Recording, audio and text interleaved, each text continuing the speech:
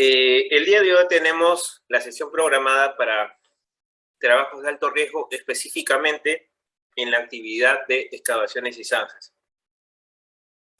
Nuevamente, recordarles algunas pautas iniciales, ¿no? Vamos a entrar al cuarto tema, mejor dicho, al tercer tema de trabajos en alto riesgo, que corresponde a excavaciones y zanjas. Y bueno, las recomendaciones siempre de inicio: ingresar a la actividad colocando sus primeros nombres y apellidos para poder identificarlos rápidamente, mantener el micrófono y las cámaras apagadas durante el desarrollo de todo el curso. En caso de que ustedes tengan alguna consulta o pregunta, podemos encender los micros e intervenir, ¿no? O si gustan, pueden utilizar el chat de la plataforma para poder, en este caso, transmitir sus inquietudes. De igual manera, en la parte final se va a dejar un tiempo prudente para poder, en este caso, absolver cualquier duda o consulta que se haya quedado en el transcurso de la capacitación o que fuese, pues, de otra índole relacionada al tema de excavaciones y zanjas. ¿Sí? Y bueno, por último, invitarles a siempre contar con el link de acceso a la plataforma, ya que de alguna u otra manera podemos presentar algún inconveniente técnico de conexión y es necesario conectarnos rápidamente para no perder la hilación de los temas no concernientes a esta actividad. Bien, entonces, recapitulando el concepto de trabajos de alto riesgo, ¿no? Habíamos mencionado que son todas las actividades que por su naturaleza o lugar donde se realizan implican una exposición mayor o una intensidad mayor a lo que normalmente venimos trabajando o como forma parte de nuestra actividad rutinaria, ¿no? Y que por lo tanto, pues, esto puede conllevar a un grado de lesión incapacitante, permanente o incluso hasta la muerte del trabajador. Estas tareas, como habíamos mencionado, no son ajenas a ninguna actividad económica, ¿no? Prácticamente en todo ámbito, incluso la actividad administrativa, en algún momento se va a tener que realizar un trabajo de alto riesgo.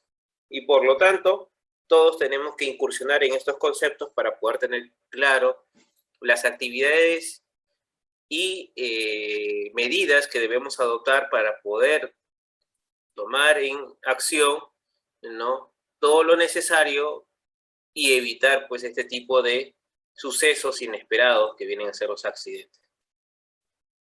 Bien, entonces, el día de hoy tenemos preparado el tema específico de excavaciones y zanjas. Bien, entonces, los trabajos en excavaciones y zanjas se define como, en principio, bajo dos términos, ¿no? Primero vamos con el concepto de excavación. En el caso del concepto de excavación, vendría a ser cualquier tipo de corte, obviamente en un terreno, ¿no?, en donde se tenga que hacer una cavidad o hundimiento o depresión a partir, y no olvidemos por favor esta parte, a partir de 20 centímetros. Entonces uno se preguntará, el hecho de contar ya con un hundimiento, depresión, corte o cavidad de 20 centímetros en la superficie, ¿ya correspondería a una excavación? Sí, que obviamente para un tema de criterio, quizás de repente no representaría algo tan pequeño como 20 centímetros, ¿no?, una situación de riesgo. Pero cuando hablamos de una magnitud mayor, ya obviamente se sobreentiende que esta situación ya se vuelve un poco más compleja y el nivel de riesgo aumenta. Entonces, a mayor incluso profundidad, depresión o corte o cavidad, vamos a presentar una serie de inconvenientes mayores y por lo tanto, indistintamente, dependiendo del metraje, a partir de 20 centímetros, vamos a tener que considerarlo como excavación. ¿Está bien? Y para ello, obviamente, hay que retirar, ¿no?, todo el material que puede ser manual, puede ser bajo herramientas como unas palas, ¿no?, o puede ser utilizado o manejado a través de equipos o materiales de apoyo, que por ejemplo pueden ser retroexcavadoras o algún equipo de maquinaria que permita, en este caso, extraer y desplazar, pues en este caso, este material que se ha extraído de alguna parte del terreno, ¿no? Entonces, y obviamente se extrae o se remueve, en este caso, el terreno con la intención de hacer algún tipo de actividad dentro de él o implementar o en este caso ejecutar una obra civil que puede ser muy diversificada en lo que respecta a sus actividades, ¿no? Puede ser de repente una cisterna, puede hacerse de repente una colocación de placa de concreto, ¿no? Para la cimentación de repente de una estructura, pueden hacerse de repente losas para cierta pavimentación, entre otras que pueden ser de diversas índoles, ¿no? De repente hablamos de una construcción inmobiliaria, ¿no? Tiene que hacer la excavación profunda para poder de repente colocar toda la base o placa, en este caso del edificio, y a su vez sentar pues la cimentación para la colocación de sótanos, ¿no? Y de por sí más adelante la colocación de cada piso. Bien, entonces no olvidemos depresiones, hundimientos o cavidades o cortes mayores a 20 centímetros. Bien, entonces dejamos esta sección y nos vamos ahora al concepto de zanjas, ¿no? Entonces, el concepto de zanja no varía del concepto de excavación, solamente que podríamos resumirlo como un tipo de excavación que cumple ciertos criterios, ¿no? Entonces, la zanja entonces vendría a ser una excavación, pero angosta, es decir, en relación con su longitud, ¿no? Hecha bajo la superficie del terreno, en general la profundidad es mayor que el ancho, ¿no? Pero no más ancha de 4.5 metros. O sea, prácticamente hablamos de secciones de corte o profundidad que prácticamente ya están delimitadas, ¿no? Y que incluso ya nos habla, pues, que es angosta en terreno, como ustedes lo pueden ver en las imágenes, ¿no? Entonces, esto condiciona a que la actividad en sí sigue siendo una excavación, pero obviamente se toma en consideraciones otros puntos, porque ya hablamos de espacios un poco más limitados. Bien, entonces ya conocemos el concepto de excavación y el concepto de zanja. Entonces, ambos conceptos en unificación serían los trabajos de riesgo en excavaciones y zanjas. ¿Está bien? En pocas palabras, podríamos decir tranquilamente que son trabajos en excavaciones, porque ya sabemos que la zanja es una excavación o tipo de excavación angosta. ¿Está bien? Bien, entonces, vamos ahora a la parte del sistema de protección, ¿no? A ver, en principio, ¿no? Todo trabajo de excavaciones y zanjas es importante mantener un sistema de protección al colaborador, que en principio es con la finalidad de evitar accidentes. Entonces, los sistemas de protección son mecanismos, métodos, ¿no?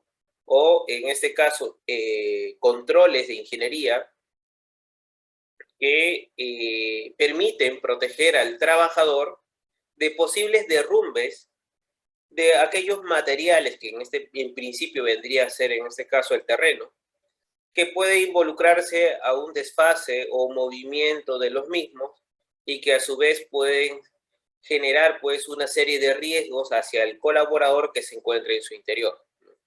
Entonces ustedes pueden observar, vamos acá a señalar con la imagen, ¿no? Por ejemplo, tenemos acá el colaborador, ¿no? Y obviamente tenemos terreno que puede ceder de ambos lados y puede tranquilamente cubrir, en este caso, al colaborador que se encuentra en su interior, ¿no? Entonces, los sistemas de protección no solamente se basan en un mecanismo, estructura, sino también hablamos de un diseño.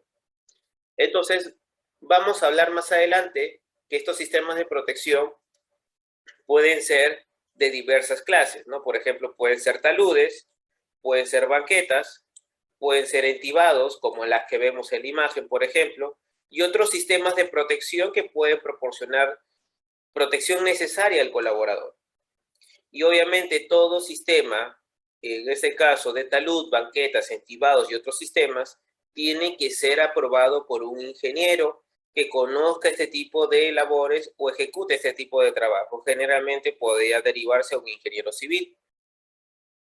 ¿Está bien? Que en el caso de obras de construcción, generalmente lo aplica o es supervisado por el ingeniero residente, ¿no? Y obviamente también la parte del área de seguridad o en este caso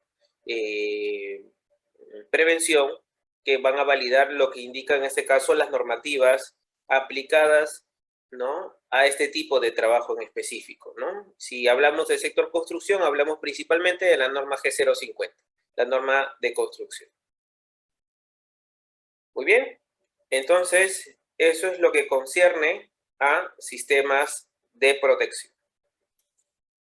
Vamos ahora a la parte de los conceptos ya un poco más detallados que hemos mencionado en el punto anterior, que habíamos dicho taludes, banquetas, estivados. Entonces vamos a hablar un poco más de cada uno de ellos, ¿no? Entonces, en los trabajos de excavación y zanja, ¿no?, es importante que si no contamos con mecanismos o barreras que permitan, pues, generar algún tipo de incidencia al trabajador que se encuentre dentro de la excavación, entonces hablamos de un diseño, ¿no?, del ambiente de la excavación que permita optimizar, en este caso, cualquier posibilidad de derrumbes. Para eso, una de esas opciones es el talud, ¿no? Entonces, ¿el talud qué vendría a ser? Cualquier superficie inclinada, como las que ustedes ven en la imagen, respecto a la horizontal, que adopta la masa de tierra de manera natural o artificial, ¿no? Es como ustedes ven ahí, ¿no? Con la finalidad de ¿qué? De que obviamente el desprendimiento de material, vamos acá a colocar una referencia, a ver, ya, en el cual pues cualquier desprendimiento de material de un lado a otro, ¿no?, hace que sea mínimo y reside en las partes bajas, lo cual la persona que se encuentra en esta sección, ¿no?, prácticamente no sufra ningún tipo de riesgo, ¿no? Para eso hay que establecer pues un ángulo adecuado, vamos a tener que analizar el tipo de terreno, por ejemplo, ya que no todos los terrenos son de carácter compactado, algunos son pues un poco más, podríamos decir, arcillosos a comparación de otras, ¿no? Y otros son de otras características, por ejemplo, como el terreno tipo chacra, ¿no? Entonces, algunas de repente no tienen un mecanismo de adherencia entre todo el material, ¿no? Entonces, eso va a depender mucho del tipo de terreno. Entonces, eso lo vamos a ver más adelante con mucho más detenimiento, no se preocupen. Pero yo quiero que entiendan cuál es el concepto de talud, ¿no? Es prácticamente lo que vemos en la imagen. Después tenemos la parte de diseño de banquetas, ¿no? Las banquetas, ¿no?, es prácticamente una serie de escalones, ¿no?, construidos en la dirección de un talud, ¿no? Hemos visto ya la imagen del talud, ¿no? Entonces, algo similar, en vez de que sea un plano inclinado, en este caso van a representarse con ciertas secciones o cortes a manera de escalones, ¿no?, como si estuviéramos subiendo una escalera, ¿no?, en casa.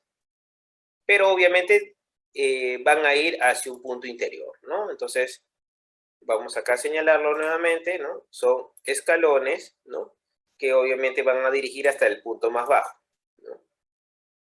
Entonces, esto con la finalidad, pues, de que el desmoronamiento en cada sección o tramo prácticamente quede habilitado o seccionado en las superficies superiores, ¿no?, y no decaiga directamente en la parte más baja. Son cortes horizontales y verticales con el fin de evitar derrumbes, ¿no? Ya hablamos ahí de un diseño y hay medidas ya establecidas, ¿no? No es que obviamente lo haga por hacer, o sea, ya hay medidas establecidas en base al análisis y también en base, nuevamente repitiendo, al tipo de terreno. ¿Está bien? Entonces no se olviden, por favor, estos son criterios que hay que adoptar y que ya en normativa ya está establecido, ¿no? Principalmente en la normativa de construcción. Y aparte de los taludes y banquetas, tenemos el entibado, que ya es un sistema ya no propiamente de diseño del terreno, sino hablamos de un mecanismo de protección que vendría a ser un proceso de instalación de estructuras que pueden ser metálicas, puede ser de madera o algún tipo de material resistente, que sirva como sistema de apuntalamiento, ¿no? Es decir, que permita sostener las caras de las zonas donde estamos en la excavación con la finalidad de evitar pues algún tipo de derrumbe que vaya hacia el interior donde se encuentre el trabajador. Por normativa, estos entibados, ¿sí? Y acá lo vamos a resaltar, tienen que sobresalir 20 centímetros con respecto al nivel del terreno. En pocas palabras, vamos acá a dibujarlo. Si el terreno se encuentra a este nivel, ¿no? Entonces, esta es la dimensión donde termina el entibamiento, esto debe ser 20 centímetros. ¿Por qué? Porque obviamente si yo lo hago al ras, ¿qué es lo que va a pasar? Que el material que se encuentre a los lados pueda caer hacia el interior y generar algún tipo de incidente al colaborador. ¿Está bien? Acá vemos, por ejemplo, una escalera. Por ejemplo, la escalera no vamos a explicarlo con mucho más detalle porque allá aplicaría para un tema de trabajos en altura, ¿no? Ya que acuérdense que hablamos de niveles de referencia. Para la persona este es un trabajo que al subir va a generar un trabajo de altura porque puede ceder a un nivel inferior. Y obviamente para el concepto de trabajos en altura habíamos indicado en la primera capacitación que las escaleras, cuando se tenga que sobresalir para llegar a un punto superior, tiene que sobrepasar 1 metro de distancia, ¿no? Ese es un concepto que estamos nuevamente retomando de algo que habíamos conversado en la primera sesión, ¿no? Entonces, esos ya son criterios para el uso de escaleras, por ejemplo, portátiles, ¿no? Para trabajos en altura, ¿no? Muy bien, entonces acá siempre vamos a ver un juego de trabajos de alto riesgo. No necesariamente siempre toda actividad concierne a un tipo de trabajo de alto riesgo. Siempre va a haber pues un conjunto de ello. Por ejemplo, un trabajo en caliente con un trabajo en altura, un trabajo de excavaciones y zajas con trabajos en altura, un trabajo de izaje con trabajos en excavaciones, un trabajo en altura con izaje a su vez. Entonces, hay un juego de trabajos de alto riesgo que pueden presentarse normalmente. Bien, entonces borramos esta sección y pasamos a la parte de las situaciones que pueden conllevar a accidentes, ¿no? Y estamos hablando más que el concepto de derrumbe, ¿no? Entonces, ¿qué vendría a ser un derrumbe? Vendría a ser la separación de la masa de tierra o roca que se encuentra pues dentro de la excavación, ¿no? O a los lados de la excavación, y que genera pues la caída hacia el interior de la misma, ¿no? Puede ser por caída, desprendimiento de material, deslizamiento del terreno, y obviamente las causales son muy diversas, ¿no? Yo he tenido, por ejemplo, la oportunidad de observar excavaciones donde a veces, incluso por un mal manejo de irrigación de agua, porque obviamente estaban regando las secciones aledañas, ocasionó que el terreno se desmorone y esto ocasionó pues el derrumbe de una cierta proporción en masa de terreno, que tranquilamente si un trabajador se encontraba en dicho punto podría verlo prácticamente cubierto, ¿no? Y provocando pues una serie de problemas y riesgos que vamos a ver en unos minutos, ¿no? Entonces, este desplazamiento de material puede ser en cantidad suficiente para poder atrapar a una persona, inmovilizarlo, lesionarlo y generar otro tipo de peligro, ¿no? Incluso la muerte de la persona. Y al hablar de muerte, entonces estamos hablando que es una actividad de alto riesgo, ¿no? Por eso forma parte de las categorías de alto riesgo. Bien. Entonces, ya conocemos un poco los criterios que podemos abarcar en los trabajos de excavaciones y zanjas, ahora toca hablar de los principales riesgos asociados a este tipo de trabajos. Entonces, vamos a mencionar cada una de ellas, ¿no? Y vamos a iniciar, por ejemplo, con el desprendimiento o deslizamiento de material obviamente de las paredes de la excavación, ¿no? La excavación tiene paredes, ¿no? Entonces cada pared que hemos podido, pues, descargar o desprender material, ¿no? Entonces estos a su vez pueden generar desprendimientos o deslizamientos de materiales que pueden internamente ocasionar una serie de peligros para el trabajador que se encuentra en su interior. ¿Qué más? También se puede dar caída de objetos materiales que se pueden dejar cerca a los bordes de la excavación, provocando de que en algún momento esto pueda impactar directamente en alguna parte del cuerpo de los trabajadores, ¿no? Entonces hay que tener un poquito de cuidado. Un momento, por favor. Eso hay que tener un poquito de cuidado, ya que puede generar un riesgo que tranquilamente puede provocar una serie de daños mayores. Entonces, por eso es muy importante tenerlo en consideración. Después tenemos caídas de personal, ¿no? O incluso caída de vehículos dentro de la excavación, debido a que se encuentran muy cercanos a los bordes. A veces se da por caída por tropiezos directamente de los bordes, o se dan caídas por deslizamientos o desprendimientos del terreno que ya cede y obviamente cae con toda la persona o del vehículo por el peso que se puede estar generando, ¿no? Entonces hay algunos lineamientos que vamos a considerar para esos puntos.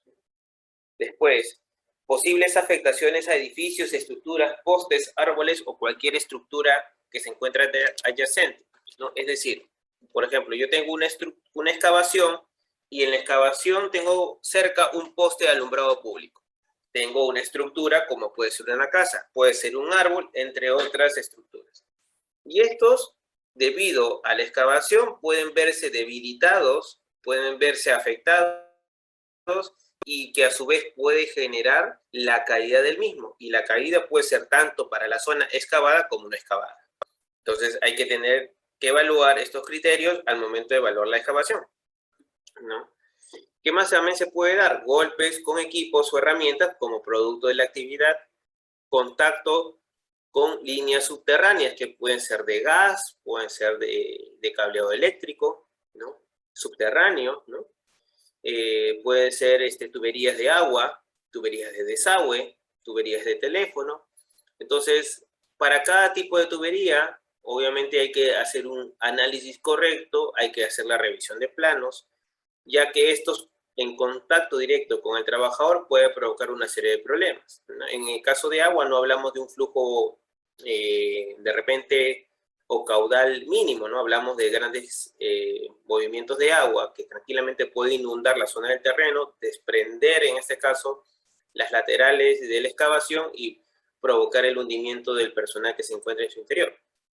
En el caso de electricidad, podría darse un contacto directo o indirecto con la electricidad, provocando prácticamente incluso la muerte del trabajador, ya que hablamos de líneas de alta tensión, ¿no? En el caso de desagüe puede generar una serie de problemas de afectación biológica, provocando directamente un causal directo al trabajador, ¿no? Y de qué no hablar de tuberías de gas, ¿no? En caso de generarse un proceso de chispa o calor, puede provocarse la ignición, en este caso de las tuberías de gas y del gas contenido en dichas tuberías, y provocar un problema de incendio u explosión. Bien, ¿qué casos también se puede dar? Asfixia por falta de oxígeno. Y esto principalmente es cuando obviamente se da un derrumbe y el personal queda prácticamente cubierto por el terreno desplazado, ¿no? Inhalación de sustancias tóxicas porque producto de las actividades concernientes a las actividades de construcción en excavaciones y zanjas, tenemos una serie de emanaciones de gases tóxicos. Incluso al hacer excavaciones y zanjas hay partes del terreno en donde que han podido, en algunas localidades, almacenar algún tipo de gas que puede provocar tranquilamente, ¿no? El gas, prácticamente una situación de exposición a niveles de concentración por encima de lo establecido y tranquilamente pueden provocar la asfixia del trabajador. Esto muy usualmente es evidenciado, ¿no? En las actividades mineras, cuando hacen hacen trabajos de excavaciones, o en este caso a través de socavones, ¿no? El trabajador ingresa, hacen perforaciones y ahí pues remanentes o burbujas de, en este caso, de puntos donde hay acumulaciones de gases, principalmente tóxicos. ¿Qué más? Tenemos electrofusión, ya habíamos hablado por la interferencia con líneas eléctricas, ahogamiento por inundación debido a la acumulación de agua en caso de rotura de tuberías, y sobre todo exposición a niveles de partículas de polvo, ¿no? Que pueden ser tanto prácticamente de márgenes respirables o inhalables, ¿no? Entonces hablamos de una situación en donde estos pueden provocar, si que no hay una buena protección o de repente un buen humedecimiento del terreno, a que pueda generarse pues a largo plazo posibles enfermedades, ¿no? Principalmente como la silicosis, ¿no? Donde partículas de sílice que se encuentran prácticamente en el terreno puede ingresar a las vías respiratorias, alojarse a nivel de los pulmones y esto obstaculizar las vías respiratorias y a largo plazo provocar pues un problema de fibrosis, ¿no? Entonces hay que tener mucho cuidado porque estas enfermedades son irreversibles. Bien. Continuamos ahora con las consideraciones que tenemos que tener, por ejemplo, con trabajos en excavaciones y zanjas. Por ejemplo, cuando nosotros generamos algún tipo de desprendimiento, a veces las personas piensan de que el hecho de que se desprenda un margen de terreno, lo vemos a veces muy a la ligera, porque a veces uno piensa de que el hecho de que se desprenda un terreno no va a pasar nada, pero no es así. Vamos a hacer un símil entre 1 metro cúbico de terreno, que puede ser de arena, ¿no? Que más o menos a nivel de cálculo puede oscilar entre 1.600 a 2.000 kilogramos, ¿no? En peso, ¿no? Si lo relacionamos con una camioneta, por ejemplo, una Hilux, ¿no? Que comúnmente se utiliza en las obras de construcción o obras de esta índole, ¿no? Una camioneta 4x4 está más o menos pesando alrededor de 1.800 kilogramos, casi 2 toneladas. Entonces, prácticamente el hecho de que me caiga el desmoronamiento de este terreno es como si estuviéramos, ¿no? Cubiertos o por debajo, en este caso, de un vehículo de esa magnitud, ¿no? En peso. Obviamente hablamos de una superficie que abarca mucho más, ¿no? Incluso el derrumbe de la pared de una zanja puede contener hasta 2 metros cúbicos, o sea, hablamos de una magnitud mayor. Ya no estamos hablando de 1.600 a 2.000 kilos, sino estamos hablando de más de 3.000 kilos que vamos a tener cubiertos y por eso que a veces dificulta la salida del trabajador de esta zona de derrumbe. Y esto puede provocar tranquilamente la asfixia del trabajador y otros problemas que vamos a ver con mucho mayor detalle en los puntos posteriores.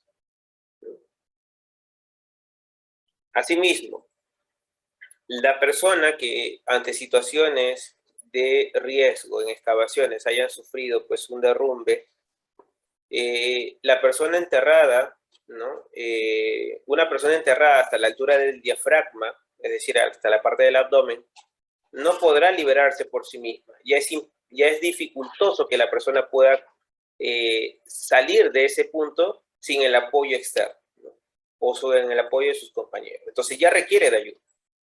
Sus posibilidades de supervivencia serán bajas por la dificultad para respirar, ya que el terreno, ¿no? El peso, ¿no? Y obviamente la fuerza que se está ejerciendo sobre el trabajador, ¿no? O la presión del terreno va a experimentar pues de que el trabajador tenga dificultad en la respiración, principalmente hasta ese nivel, ¿no?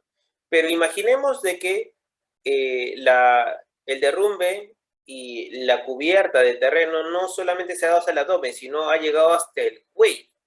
Entonces el trabajador va a experimentar una presión mayor y principalmente a la altura del pecho, lo cual le impedirá pues expandir su tórax y generar la dificultad respiratoria. O sea, tenemos inconvenientes mayores aún cada vez que va aumentando el nivel del terreno que va a ser cubierto hacia el trabajador, ¿no? Y por ejemplo, ahí vemos dos imágenes muy claras de las situaciones. Más aún en ese estado de derrumbe, cuando la persona se encuentra en su interior, obviamente entra en un estado pues de alteración.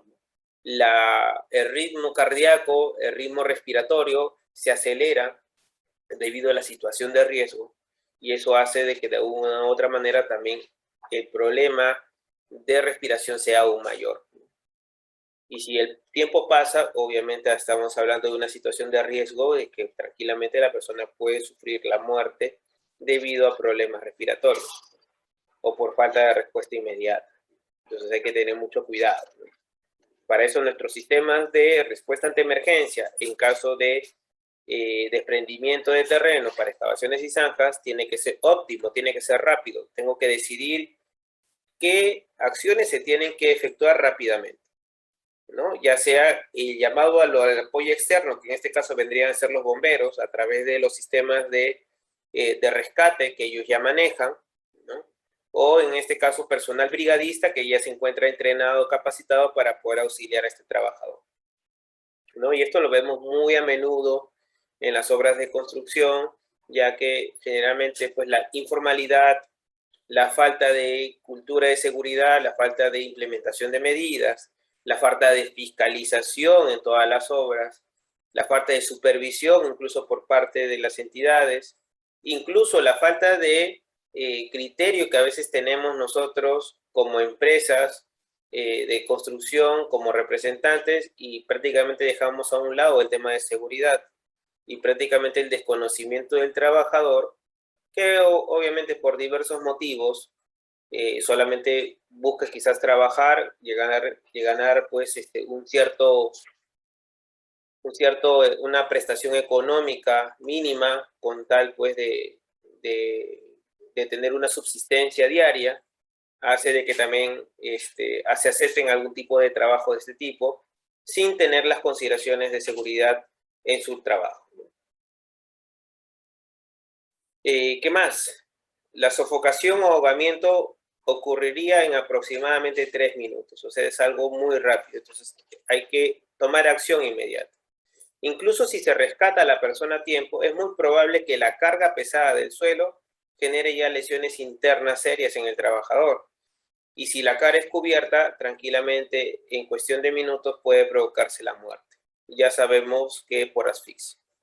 Entonces hay que tener mucho cuidado, ¿no? Primero siempre hay que dejar habilitado la zona en caso no haya sido sepultada la parte de las vías respiratorias, ¿no?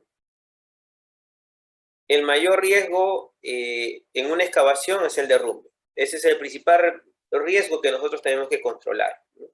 Ante cualquier situación de riesgo de aviso inmediato, hay que dar aviso inmediato para poder poner en plan todo nuestro protocolo o plan de respuesta ante emergencia, ¿no? Para poder auxiliar a esta persona que lo está requiriendo.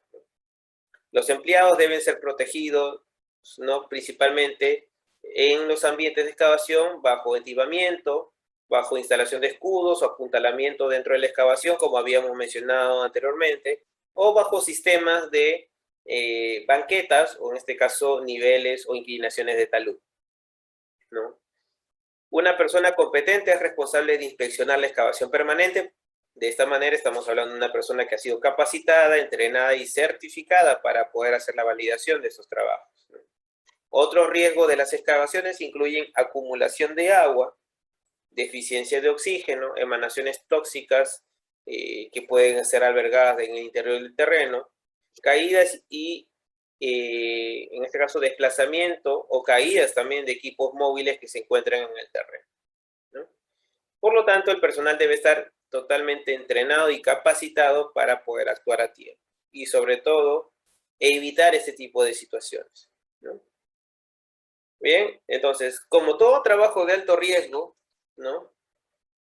Habíamos mencionado de que debe elaborarse y contarse con un formato de análisis de trabajo seguro. Y como lo habíamos comentado en la sesión anterior, ¿no? Vamos acá a resaltarlo. Debe completarse, vamos a ver un momento acá, debe completarse los principales datos como el área de trabajo, el proyecto a ejecutar, responsable del proyecto, los trabajos a realizar, por quién está autorizado, incluso acá podemos colocar la fecha y la hora de inicio y de fin, ya es un formato que ya hay que adaptar.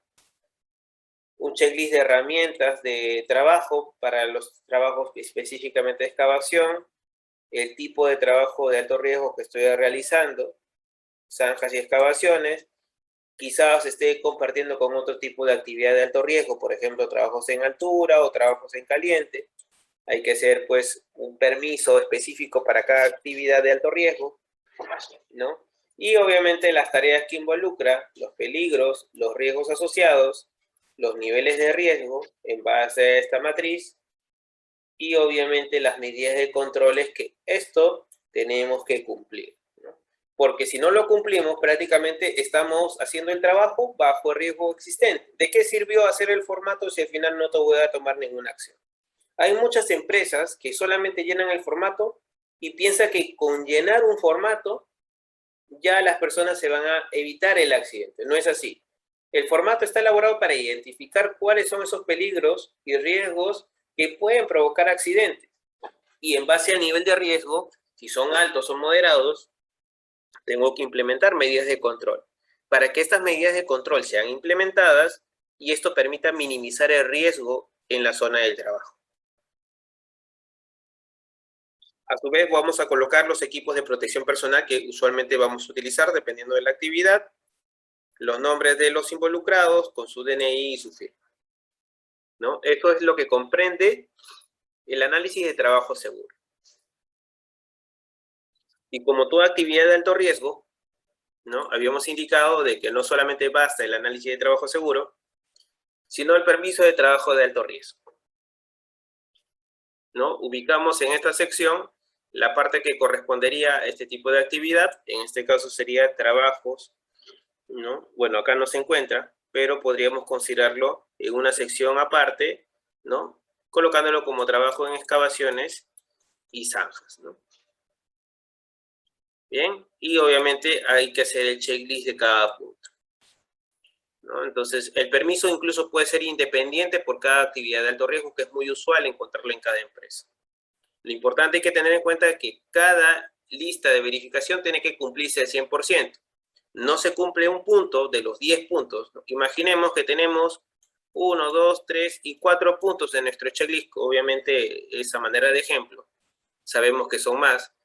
Cumplimos el punto 1, el punto 2, el punto 3, pero el punto 4 no cumplimos. Entonces uno se pregunta, como he cumplido la mayoría, ¿sí puedo trabajar? No, no es así. Se tiene que cumplir con todos los puntos.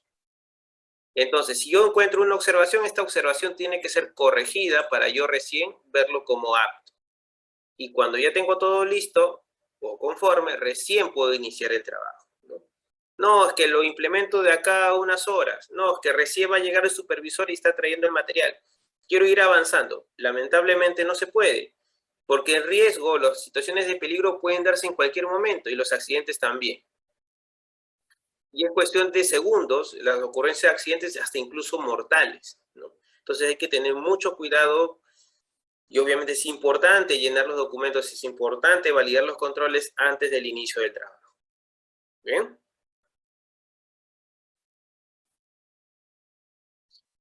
Vamos a tener que comentar que para trabajos de excavaciones y zanjas hay que tener una referencia normativa. Generalmente para este tipo de trabajos vamos a tomar referencias de la 42F, ¿no? Que aplica al sector industria y al sector construcción que hablamos de, en este caso, la normativa G050. La normativa G050, al ser un poquito más detallada, estamos tomando como referencia el día de hoy y eso es lo que vamos a ver a continuación. Y como requisitos generales, por ejemplo, vamos a mencionar algunas de ellas porque en verdad son muy amplias, ¿no? ¿Qué es lo que nos dice que tenemos que considerar, por ejemplo, para trabajos en excavaciones y zanjas, ¿no? Por ejemplo, ¿no? Se ejercerá una supervisión frecuente por parte de un profesional responsable de la obra con experiencia, que generalmente es el ingeniero residente o al que se delegue dicha función, que garantice que se han tomado las medidas de seguridad necesarias. Es decir, hagamos el trabajo bajo las condiciones de seguridad indicadas, ¿no? Antes de empezar la excavación, el perímetro de la superficie se limpiará de materiales sueltos, se eliminarán todos los objetos que puedan desplomarse o caerse y se constituyen peligros para los trabajadores, tales como árboles, rocas o rellenos. Habíamos indicado que es importante evaluar el estado del terreno de los alrededores. Si se encuentra una tubería, líneas de servicio público u otra instalación durante la excavación, se suspenderá inmediatamente el trabajo porque no sabemos qué puede contener esa tubería. Pueden ser líneas eléctricas, pueden ser líneas de gas, pueden ser líneas de repente de pase de agua o de desagüe. Entonces necesitamos que hacer la validación en planos y a través de ello poder determinar realmente qué es lo que está pasando por ese punto. Entonces hay que tener las precauciones debidas para no entrar en contacto, porque quizás podamos generar un contacto directo si es que hablamos de energía eléctrica, o probablemente hacemos la ruptura de una tubería de agua o de gas. Entonces provocaríamos generación de algún riesgo mayor, ¿no? Entonces hay que analizarlo con mucho cuidado. Se prohíbe la excavación mecánica cerca de líneas eléctricas, tuberías, es decir, si habíamos encontrado tuberías, ya no podríamos hacer una excavación mecánica con equipos, en este caso, de desplazamiento, como pueden ser en este caso retroexcavadoras. Entonces ya para eso se tendrá que analizar otro tipo de trabajo, quizás manual, en esas zonas donde están pasando pues este tipo de tuberías para fin de no dañarlos, ¿no? Se deberá prevenir los peligros de caída de materiales y objetos o de irrupción de agua en la excavación. Ya habíamos hablado que el agua es uno de los factores que produce, ¿no?, un mayor riesgo en las excavaciones. Entonces los terrenos que se encuentran anexados a la zona de la excavación no deben contar con agua, ¿no? Generalmente la zona donde generalmente humedecemos es la zona interna donde ya está excavada, más que todo para nivelar o en este caso trabajar sin un mayor producto de exposición a polvo, pero igual es mínimo, ¿no? No es que obviamente tenga que irrigarlo o generar el humedecimiento constante del ambiente, ¿no? Bien. ¿Qué otros puntos hay que tener en consideración? A ver, tenemos criterios, por ejemplo, de que no se permitirá por ningún motivo, vamos acá ir resaltando, no se permitirá por ningún motivo la presencia de personal en una excavación durante la realización de operaciones con equipos mecánicos. Es decir, si yo voy a utilizar una retroexcavadora, voy a utilizar una maquinaria de repente de acumulación de material o de carga pesada, ¿no?, voy a utilizar pues rodillos, ¿no?, o máquinas compactadoras. Entonces lo que sí tengo que tener claro es que la presencia de personal tiene que ser fuera del rango de acción de estos equipos. Para eso ya se establecen pues ciertos límites, ¿no? Por ejemplo, ¿no?, si yo estoy haciendo un trabajo de nivelación o compactación de terreno, el equipo de colocación del material de relleno trabajará a una distancia no menor de 20 metros de la zona de nivelado o compactado, para evitar cualquier tipo de riesgo hacia el trabajador, ¿no? Si hablamos de equipos o vehículos en movimiento, mantendremos pues una distancia prudente de seguridad que involucre todo el radio de giro del equipo y que pueda de repente en la cercanía, en un punto ciego, puede tranquilamente provocar un atropellamiento, ¿no?, o un contacto, un choque con una estructura o persona. Entonces, para evitar eso, siempre hay que tener en consideración no ingresar a esa zona hasta que se terminen los trabajos. Las tareas para efectuar taludes y apuntalar será cumpliendo con los siguientes procedimientos, ¿no? Por ejemplo, en excavaciones donde el personal trabaje a más de 1,20 m, ¿no?, de profundidad, se deberá proporcionar una escalera de mano. Eso es lo que habíamos visto en la imagen, ¿no? Entonces, cuando yo tengo circunstancias de profundidades mayores a 1,20 m, ya hay que colocar escaleras de mano para poder salir del ambiente, porque si no, ¿cómo saldría la persona?, ¿no? Y por lo tanto se tendrá que establecer estas escaleras por cada tramo, ¿no? Y cada cuánto deberíamos máximo considerar 7.6 metros de distancia. O sea, por cada tramo de 7,6 metros o 7 metros 60 centímetros, se tiene que colocar una escalera para poder acceder tanto para ingreso o salida del personal, ¿no? Dichas escaleras deberán sobresalir como mínimo 1 metro, como habíamos indicado en los estándares de trabajos con escaleras portátiles. Y estas tienen que subir sobre la superficie del terreno. Y obviamente deberán sujetarse para evitar el movimiento de estas escaleras, porque en este caso, a diferencia de los trabajos en altura, quizás las escaleras no estén soportadas por una persona para que otra persona pueda subir. En este caso hay que estancarlas correctamente y de alguna u otra manera evitar el movimiento, ¿no? Bien. Entonces tenemos acá puntos adicionales que hay que tener en consideración. ¿Qué más?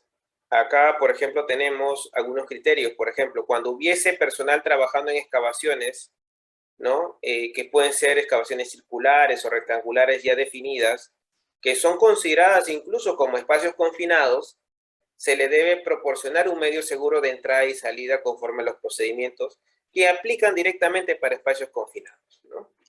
O sea, muy aparte de cumplir con toda la normativa relacionada a trabajos en excavaciones, tengo que cumplir con la normativa de espacios confinados. Se deberá contar con un asistente en la superficie de la excavación y esta persona será el contacto con las personas dentro de la excavación. Es una manera de vigía que permita identificar cualquier inconveniente, ¿no? También serán aplicables los siguientes requisitos. Se suministrará un arnés de seguridad y una línea de vida controlada para el asistente de la superficie, ¿no? Para cualquier eventualidad pueda generarse un rescate. Antes de entrar a la excavación, se verificará que se pueda renovar la atmósfera dentro de la misma, ¿no? Es decir, a veces las excavaciones, de una u otra manera, son tan cerradas, ¿no? O a veces son ambientes donde es propicio a que se pueda presentar una especie de espacio confinado. Entonces hay que hacer una renovación de la atmósfera, es decir, hacer un proceso de ventilación que puede ser natural o artificial, con la finalidad de que el trabajador pueda ingresar. El personal que trabaje en excavaciones debe usar el equipo de protección personal mínimo, ¿no? Entonces estamos hablando de una indumentaria básica como por ejemplo botas de seguridad, ¿no? Guantes de seguridad, lentes de seguridad, casco, respiradores, ¿no? Sistemas, en este caso, por ejemplo, de anclaje, ¿no? Si es que hablamos de hacer trabajos cerca a los bordes, y otros tipos de implementos dependiendo de la función que van a hacer dentro de la excavación. Durante las interrupciones de trabajo de excavación, el operador del equipo o de los vehículos hará una inspección visual en torno al equipo para detectar la existencia de condiciones de riesgo, ¿no? Antes de iniciar también trabajos con equipo o maquinaria pesada, es necesario evaluar el terreno para ver si de repente, uno, no hay personas a nuestro alrededor, y dos, si es que hay un riesgo latente que puede ocasionar un incidente al momento de iniciar la labor con el equipo de carga pesada. Bien. Y por último, 4 requisitos generales, ¿no? Que conciernen a las excavaciones que crucen caminos y vías de acceso, ¿no? Por ejemplo, ¿no? Deben cumplirse con planchas de metal, ¿no? Por ejemplo, esto es muy común en ver en obras de construcción, ¿no? Y estas planchas de metal tienen que ser resistentes y apropiados para que las personas que lo tengan que transitar por esos puntos no genere algún tipo de riesgo mayor, ¿no?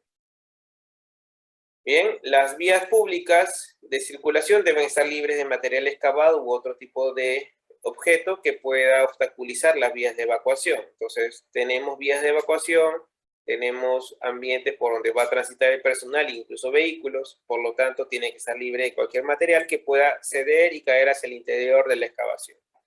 En caso en que la zanja se realice en terrenos estables, se evitará que el material producto de las excavaciones se acumule a menos de 2 metros del borde de la zanja.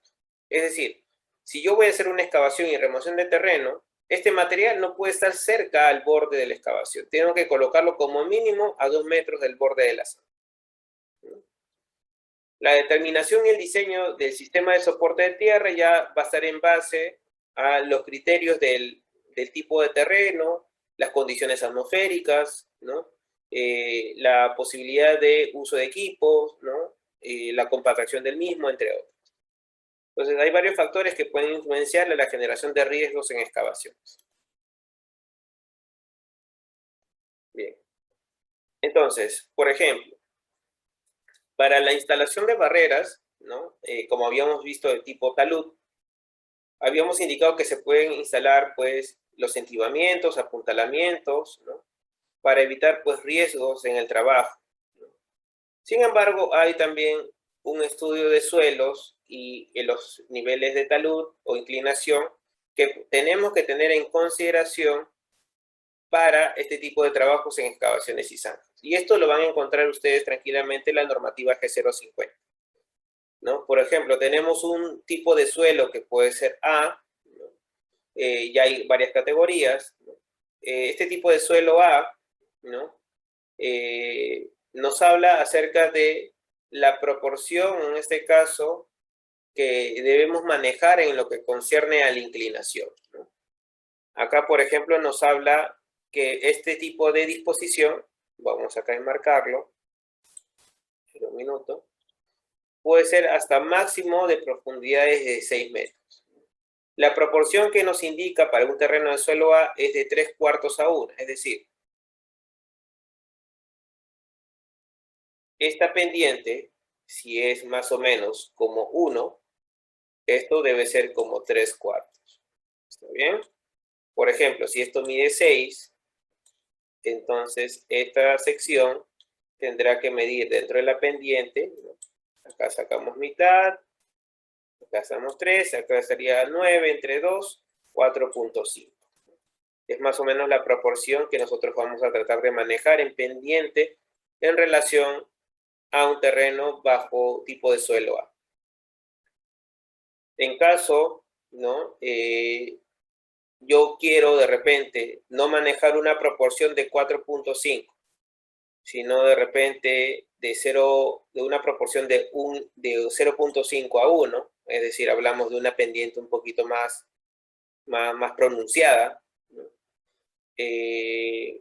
Estamos hablando pues de, primero, que el terreno sea de tipo A, pero ya hablamos de márgenes poco menores a comparación de los 6 metros, ¿no? Hablamos de un máximo de 3.6 metros de profundidad. O sea, tengo márgenes menores en excavación, ok, me da la posibilidad de poder reducir la pendiente, en este caso, del talud. Cuando son este tipo de situaciones, puedo incluso alternarlo con sistemas tipo bancadas, ¿no? O banquetas, ¿no? Y para eso, obviamente, puedo establecerlo en estos puntos, ¿no? Esto siempre y cuando también la profundidad no sea mayor a 6 metros, ¿no? O sea, estoy hablando del mismo criterio que estoy considerando para talud, pero ahora tipo banquetas, ¿no? Es otra situación, ¿no? Que podría estar manejando. Y obviamente es mucho más seguro. Vamos ahora. Claro, es más segura, pero se sobreentiende que es más trabajosa, ¿no? Y así vamos a encontrar una serie de criterios, ¿no? Técnicos para todo lo que concierne a trabajos en excavaciones. Por ejemplo, esto es muy común encontrar no en excavaciones, sino principalmente en zanjas, ¿no? Porque ya hablamos de que son excavaciones angostas, ¿no? Entonces también hay un criterio de talud y en este caso límites de inclinación. De igual manera aquí, pero acá hablamos de un sistema de soporte, ¿no? Con apoyo para poder en este caso extender algún tipo de acondicionamiento de salida para el trabajador, ¿no? Y hablamos de márgenes mínimos, ¿no? Cuando el suelo en este caso ya es un poco complicado de trabajarlo, en este caso es un suelo pues que no genera una mayor compactación, que se desprende rápidamente, es difícil de trabajar en una situación en donde pueda generarse una buena estabilidad, entonces los taludes ya son prácticamente más inclinados. En pocas palabras, ya hablamos de un ángulo de 45 grados, una relación de 1 a 1. Y por lo tanto, obviamente, hace que el desprendimiento de material sea menor o mínimo. Y esto solamente se maneja para profundidades hasta 6 metros, dependiendo del tipo de suelo, en este caso suelo B. Si hablamos de un tipo de suelo que es de clase C, hablamos de un terreno o un tipo de terreno que prácticamente se desprende con facilidad, entonces el margen va a ser mucho menor. La inclinación va a ser mayor y por lo tanto la posibilidad de desprendimiento es casi mínima. Entonces va a depender mucho de varios factores, ¿no? Principalmente la profundidad y el tipo de terreno. Ya, y eso, como le habíamos mencionado, lo pueden encontrar en la normativa G050, ¿no? Y acá hablamos de otros tipos de terreno cuando ya hablamos de, en este caso, terrenos de capas mezcladas, ¿no? Hablamos de un terreno tipo B combinado con un terreno tipo A, ¿no? O un tipo A con un tipo C. Entonces, prácticamente ahí hay diversas proporciones que hay que respetar. Y para eso, obviamente, ¿yo cómo conozco? Bueno, entonces yo tengo que hacer un estudio de terreno, ¿no? Tengo que hacer un estudio de terreno por un especialista en donde nos indicará, pues, cuál es el análisis y el terreno que hay que considerar, y en base a ello hacer nuestro cálculo, ¿no? Para eso tiene que, obviamente, contarse con un especialista para poder indicarnos cuál de todos los criterios se va a adoptar. Y los sistemas de entibamiento, principalmente habíamos indicado, pueden ser de madera, pueden ser de metal, ¿no? Pueden ser de algún material resistente, pero en principio cuentan con una especie de distribución. Refuerzos verticales, protecciones, largueros, ¿no? Y refuerzos en cruz que evitan, pues, de que este material no se. A su vez, de un apuntalamiento o entibamiento que va a permitir, pues, asegurar esta estructura y evitar de que el material que se encuentra en esta zona, pues, ceda hacia el interior, ¿no? Y habíamos hablado que tiene que sobresalir 20 centímetros. Bien, y acá por último algunos datos adicionales, por ejemplo, dependiendo del tipo de suelo, yo quiero hacer entibamiento, ¿no? Y son datos un poquito más técnicos, ¿no? Hay categorías de tipo de suelo, como hemos indicado. Entonces yo voy a establecer dimensiones de las maderas, ¿no?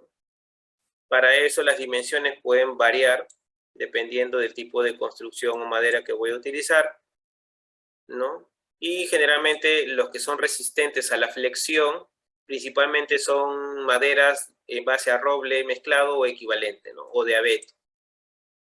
Mientras mayor sea la calidad, en este caso, o resistencia a la flexión, obviamente va a poder soportar mayores presiones del terreno en la zona de la excavación. ¿Sí? Bien. Entonces, en principio, eso vendría a ser la parte de excavaciones. Ya esto vendría a ser, pues, prácticamente la parte que ya hemos hablado, ¿no? Y algunos sistemas especiales que se utilizan para excavaciones, ¿no? Para niveles freáticos, ¿no? Entonces, esto es, entonces, en detalle, las consideraciones que tenemos que tomar en cuenta para trabajos en excavación.